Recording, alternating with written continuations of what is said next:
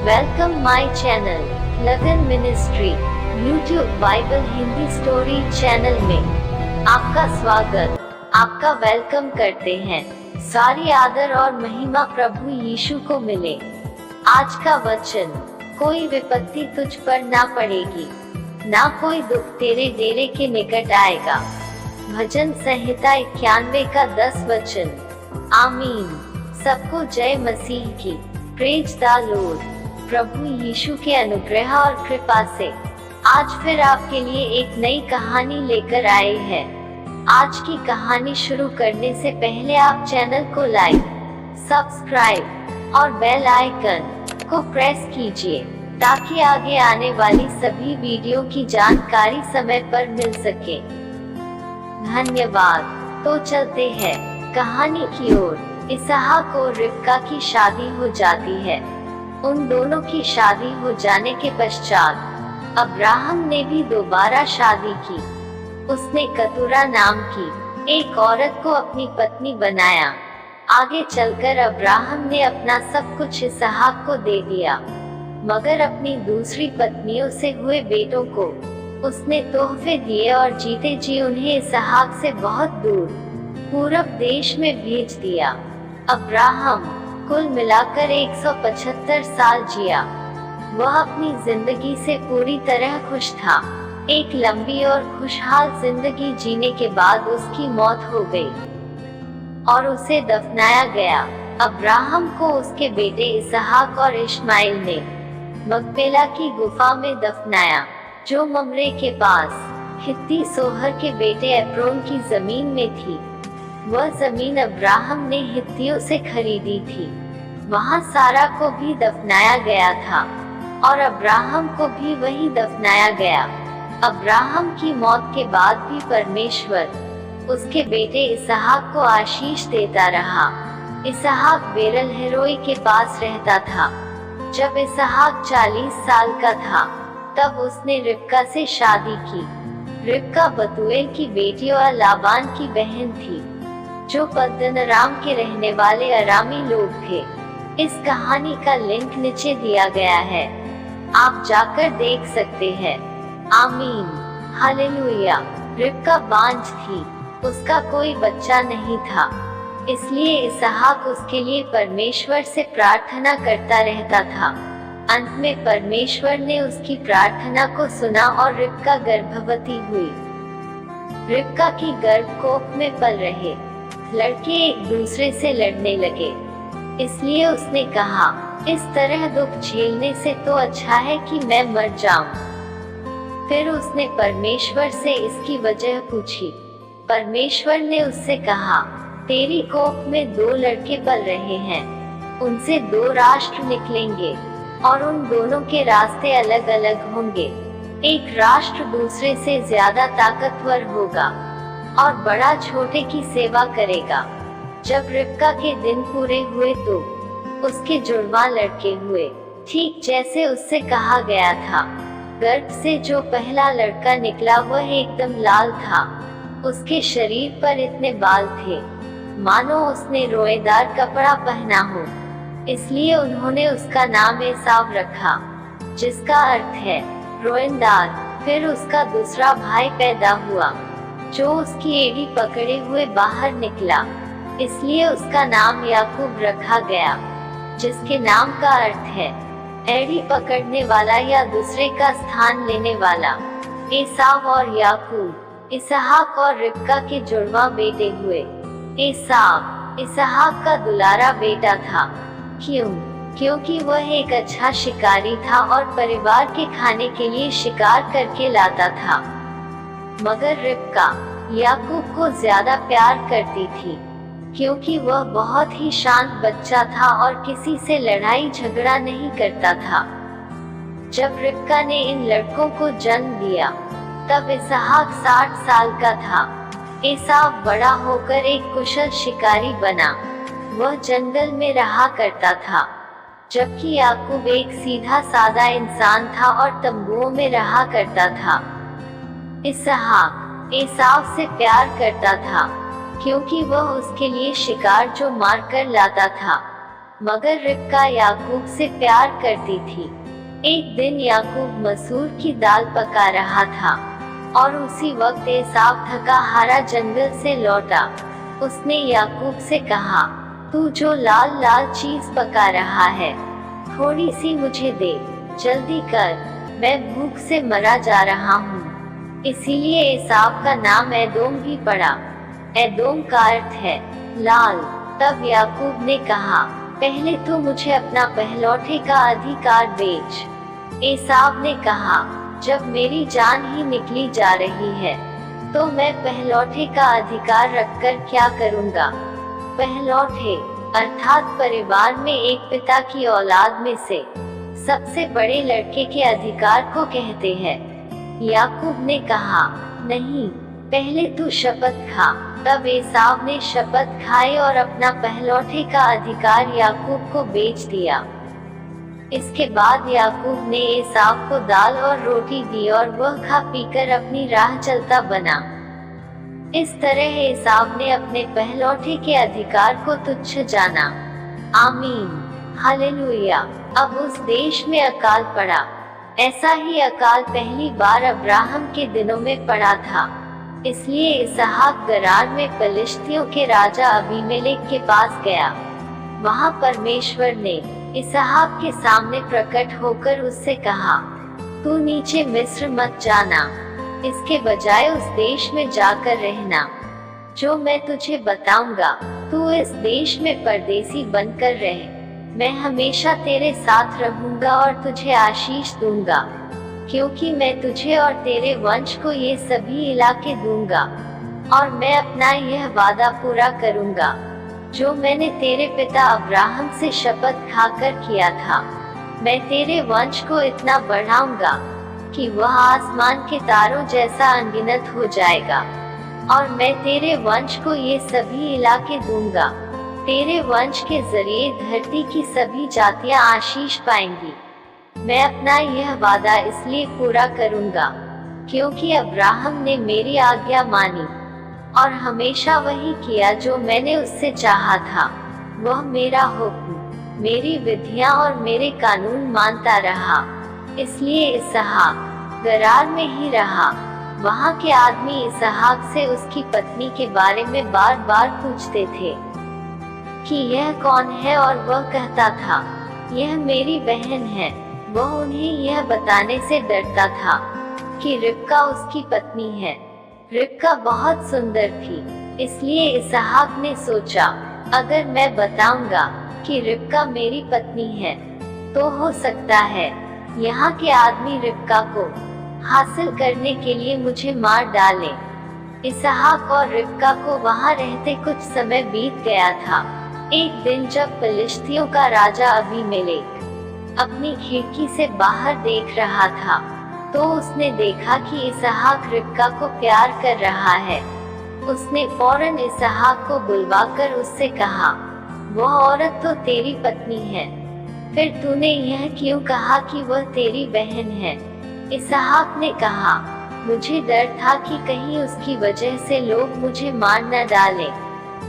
Abimelech ने कहा, यह तूने हमारे साथ क्या किया? मेरे लोगों में से कोई तेरी पत्नी के साथ गलत काम कर सकता था। हम तेरी वजह से कितने बड़े पाप के दोषी बन जाते।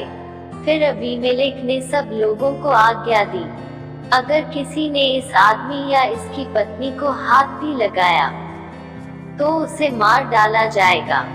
फिर इसहाक वहां की जमीन में बीज बोने लगा। उस साल उसने जितना बोया उसका 100 गुना पाया, क्योंकि यहोवा की आशीष उस पर थी। इसहाक दिनों दिन अमीर होता गया और एक वक्त ऐसा आया कि वह बेशुमार दौलत का मालिक बन गया। उसके पास भेड़ों और गाय बैलों के झुंड हो गए और बहुत सारे दास दासियां भी। मगर यह देखकर पलिश्तियों को जलन होने लगी। इसलिए पलिश्तियों ने उन सारे कुओं को मिट्टी से भर दिया जो उसके पिता अब्राहम ने अपने सेवकों से खुदवाए थे। फिर अबीमेलेक ने इसहाक से कहा, तू हमारे इलाके से चला जा, क्योंकि तू हमसे कहीं ज्यादा ताकतवर और अमीर हो गया है। तब इसहाक वह जगह छोड़कर गरार की घाटी में चला गया और वहां डेरा डालकर रहने लगा। वहां बहुत पहले अब्राहम ने कुछ कुएं खुदवाए थे, मगर उसकी मौत के बाद पलिश्तियों ने उन्हें बंद कर दिया था।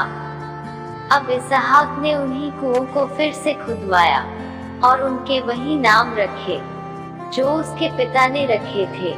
जब इसहाक के दास पानी की तलाश में घाटी में खुदाई कर रहे थे, तो उन्हें साफ पानी का एक कुआं मिला, मगर गरार में रहने वाले चरवाहे इसहाक के चरवाहों से यह कहकर झगड़ने लगे, यह कुआं हमारा है। तब इसहाक ने उस कुएं का नाम एसेक रखा, क्योंकि उन्होंने उसके साथ झगड़ा किया था। फिर इसहाक के दास दूसरा कुआं खोदने लगे, मगर गरार के चरवाहों ने उस पर भी झगड़ा किया, इसलिए इसहाक ने उस कुएं का नाम सित्ना रखा। बाद में इसहाक वहां से दूसरी जगह गया और उसने वहां भी एक कुआं खोदा, मगर इस बार गरार के चरवाहों ने उससे झगड़ा नहीं किया, इसलिए उसने उस कुएं का नाम रहोबोत रखा और कहा, यहोवा ने हमें बहुत बड़ी जगह दी है ताकि हम फलते फूलते जाएं। इसके बाद इसहाक वहां से बेरशेबा गया।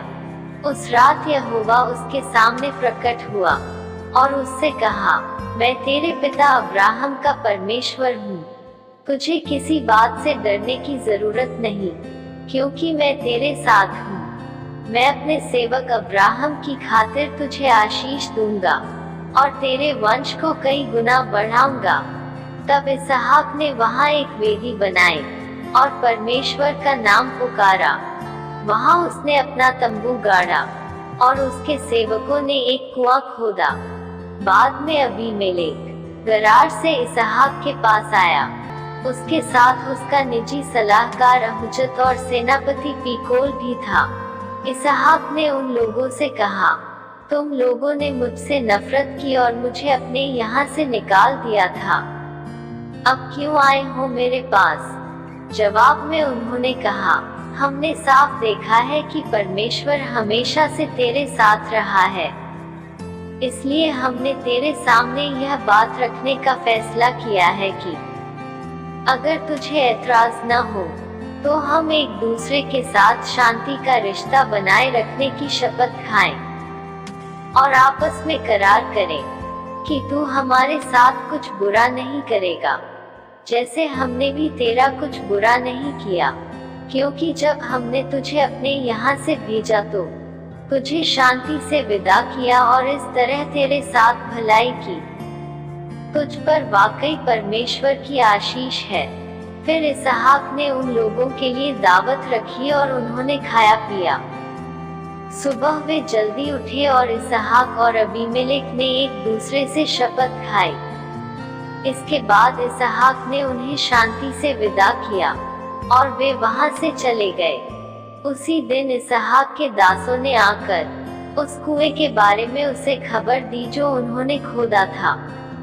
उन्होंने कहा, हमें पानी मिल गया। इसलिए इसहाक ने उस कुएं का नाम शिबा रखा और वहां जो शहर है वह आज तक बेरशेबा नाम से ही जाना जाता है। जब एसाव 40 साल का था तो उसने यहूदीत और बाशमत नाम की 2 हित्ती लड़कियों से शादी की। यहूदीत का पिता बेरी था और बाशमत का पिता एलोन था। उन हित्ती लड़कियों की वजह से इसहाक और रिबका का जीवन बहुत दुखी हो गया। इसहाक बूढ़ा हो गया था और उसकी आंखें इतनी कमजोर हो गई कि उसे कुछ दिखाई नहीं देता था। एक दिन उसने अपने बड़े बेटे एसाव को अपने पास बुलाकर कहा, मेरे बेटे। एसाव ने कहा, हाँ मेरे पिता।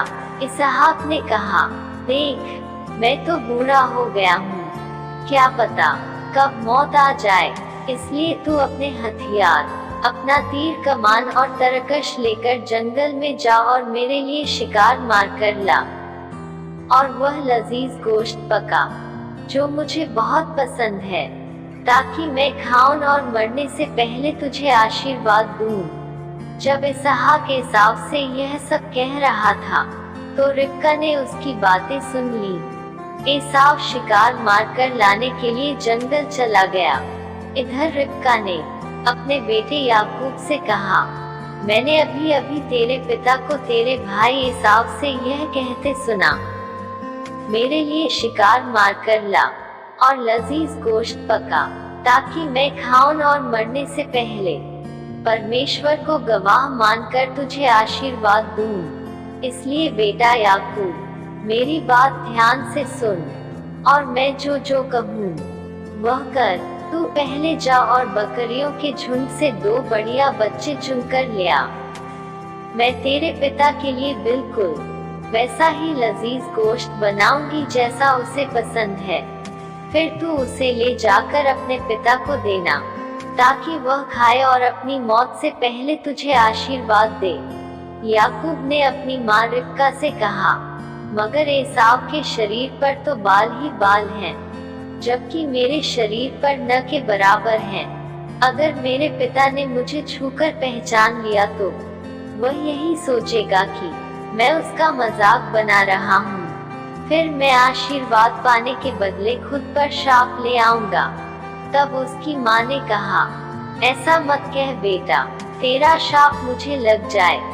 अभी तू इस बात की चिंता मत कर, तू बस वही कर जो मैं कह रही हूँ। अब जा और बकरी के बच्चे ले आ। तब याकूब ने बकरी के 2 बच्चे लाकर अपनी माँ को दिए और उसकी माँ ने वैसा ही लजीज गोश्त तैयार किया जैसा उसके पिता को पसंद था। इसके बाद रिबका ने अपने बड़े बेटे एसाव के सबसे बढ़िया कपड़े लिए जो रिबका के पास घर में थे और अपने छोटे बेटे याकूब को पहना दिए। उसने याकूब के हाथों पर और गर्दन के उस हिस्से पर जहां बाल नहीं थे बकरी के बच्चों की खाल लपेट दी। फिर उसने याकूब के हाथ में वह लजीज गोश्त और रोटी दी जो उसने पकाई थी। याकूब अपने पिता इसहाक के पास गया और उससे कहा, मेरे पिता। इसहाक ने कहा, तू कौन है बेटा? याकूब ने कहा, मैं एसाव हूँ, तेरा पहलौठा। तूने जैसा कहा था मैंने वैसा ही किया। मैं तेरे लिए शिकार का गोश्त पका कर लाया हूँ। अब जरा उठ और इसे खा, फिर मुझे आशीर्वाद देना। इसहाक ने अपने बेटे से कहा, बेटा, तुझे इतनी जल्दी शिकार कैसे मिल गया? याकूब ने कहा, तेरा परमेश्वर यहोवा उसे मेरे सामने ले आया। तब इसहाक ने उससे कहा, बेटा, जरा नजदीक आ, मैं तुझे छूकर देख लूं कि तू मेरा एसाव ही है या कोई और है। याकूब अपने पिता के पास गया और इसहाक ने उसे छूकर देखा। इसहाक ने कहा, आवाज तो याकूब की लग रही है, मगर हाथ एसाव के हैं। याकूब के हाथों पर एसाव की तरह बाल थे, इसलिए इसहाक उसे पहचान नहीं पाया और उसे एसाव समझकर आशीर्वाद दिया। इसके बाद इसहाक ने पूछा, तू सचमुच मेरा एसाव ही है न? उसने कहा, हाँ। इसहाक ने कहा, तूने जो शिकार का गोश्त बनाया है ला मुझे दे ताकि मैं खाऊं और तुझे आशीर्वाद दूं। तब उसने अपने पिता को गोश्त दिया और उसने खाया। उसने उसे दाख मदिरा भी दी और उसने पी। फिर इसहाक ने उससे कहा, बेटा, मेरे पास आ और मुझे चूम। तब वह इसहाक के पास आया और उसे चूमा और इसहाक को एसाव के कपड़ों की महक आई। तब इसहाक ने उसे आशीर्वाद दिया और कहा, देख, मेरे बेटे की महक उस मैदान की महक की तरह है जिसे परमेश्वर ने आशीष दी है। सच्चे परमेश्वर से मेरी यही दुआ है कि वह तुझे आकाश की ओस, धरती की उपजाऊ जमीन और बहुतायत में अनाज और नई नई दाख मदिरा दे।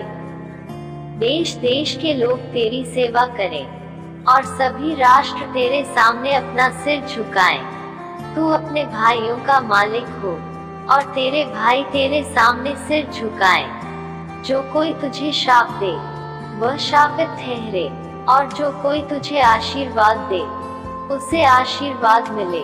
जैसे ही इसहाक ने याकूब को आशीर्वाद देना खत्म किया और याकूब उसके पास से निकला, एसाव शिकार से लौट आया। एसाव ने भी लजीज गोश्त बनाया और उसे लेकर अपने पिता के पास आया। उसने अपने पिता से कहा, हे मेरे पिता, उठ और अपने बेटे के शिकार का गोश्त खा और फिर मुझे आशीर्वाद दे। तब इसहाक ने कहा, तू कौन है? उसने कहा, मैं एसाव हूँ, तेरा बेटा, तेरा पहलौठा। यह सुनकर इसहाक बुरी तरह कांपने लगा और उसने कहा, फिर वह कौन था जो तुझसे पहले मेरे लिए शिकार मारकर लाया था? उसने मुझे गोश्त पका कर दिया और मैंने खाकर उसे आशीर्वाद भी दे दिया। अब तो आशीर्वाद उसी का हो गया। जैसे ही एसाव ने यह सुना, वह दुख के मारे जोर जोर से चिल्लाने लगा। उसने अपने पिता से कहा, हे मेरे पिता, मुझे भी आशीर्वाद दे, मुझे भी। मगर इसहाक ने कहा, तेरे भाई ने आकर मुझसे छल किया और वह आशीर्वाद ले गया जो तुझे मिलना था। एसाव ने कहा, कैसा धोखेबाज है, पहले तो मेरा पहलौठे का अधिकार छीन लिया और अब मेरा आशीर्वाद भी ले गया। दो बार मेरी जगह ले ली। उससे और उम्मीद भी क्या की जा सकती है? नाम भी तो याकूब है, दूसरों की चीजें हड़पने वाला। फिर वह अपने पिता से कहने लगा, क्या तेरे पास मेरे लिए कोई भी आशीर्वाद नहीं बचा? इसहाक ने जवाब दिया, देख, मैंने उसे तेरा मालिक ठहराया है और उसके सभी भाइयों को उसका सेवक। मैंने उसे आशीर्वाद दिया है कि उसके पास खाने पीने के लिए हमेशा अनाज और नई दाख मदिरा हो। अब तुझे देने के लिए मेरे पास बचा ही क्या है, मेरे बेटे? एसाव ने अपने पिता से कहा, क्या तेरे पास सिर्फ यही एक आशीर्वाद था? नहीं मेरे पिता, मुझे भी आशीर्वाद दे, मुझे भी। यह कहकर एसाव फूट फूट कर रोने लगा। उसके पिता इसहाक ने कहा, देख, तेरा बसेरा धरती की उपजाऊ जमीन से कोसों दूर होगा और वहाँ आकाश की ओस नहीं पड़ेगी। तू अपनी तलवार के दम पर जिएगा और अपने भाई की गुलामी करेगा। लेकिन जब तुझसे गुलामी का यह जुआ उठाना और सहन नहीं होगा, तब तू अपनी गर्दन से यह जुआ तोड़ फेंकेगा। इसके बाद से एसाव अपने मन में याकूब के लिए नफरत पालने लगा, क्योंकि याकूब ने पिता से आशीर्वाद ले लिया था।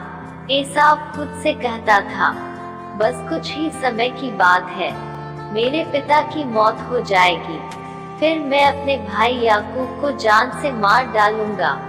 जब एसाव की यह बात रिबका को बताई गई, तो उसने फौरन अपने छोटे बेटे याकूब को बुलवाया और कहा, देख, तेरा भाई तुझसे बदला लेने के लिए तुझे मार डालने की सोच रहा है। इसलिए बेटा, जैसा मैं कहती हूँ वैसा कर। तू यहाँ से हारान भाग जा, मेरे भाई लाबान के घर, और कुछ दिन वहीं रहना, जब तक कि तेरे भाई का गुस्सा शांत नहीं हो जाता। जब उसका गुस्सा ठंडा हो जाएगा और वह भूल जाएगा कि तूने उसके साथ क्या किया, तब मैं तुझे वहां से बुलवा लूंगी। लेकिन अगर तू यहीं रहा, तो हो सकता है मैं तुम दोनों को एक साथ खो बैठूं। इसके बाद रिबका इसहाक से बार बार कहती रही, इन हित्ती लड़कियों की वजह से मुझे जिंदगी से नफरत हो गई है। अब अगर याकूब भी इस देश की हित्ती लड़कियों में से किसी को ले आया तो मुझसे बर्दाश्त नहीं होगा। मेरा मर जाना ही बेहतर होगा। आमीन, हालेलुया। आप सभी इस कहानी को सुनकर आशीषित है। इस प्रकार से यह कहानी यहाँ पर समाप्त हो जाती है और दिखाती है कि परमेश्वर जो कहता है वह पूरा होकर ही रहता है। लगन मिनिस्ट्री यूट्यूब चैनल पर जुड़े रहे और बाइबल की नई नई रोचक कहानियों और वचनों को देखकर व सुनकर आप अपना विश्वास बढ़ाएं। धन्यवाद। प्रभु यीशु की कृपा आप पर और आपके परिवार पर हमेशा बनी रहे। तो जल्द मिलते हैं एक नई वीडियो के साथ। तब तक परमेश्वर आप सभी को संभाले रखें। पिता का प्रेम, यीशु का अनुग्रह और पवित्र आत्मा की सहभागिता आप पर और आपके परिवार पर हमेशा के लिए बनी रहे। आमीन।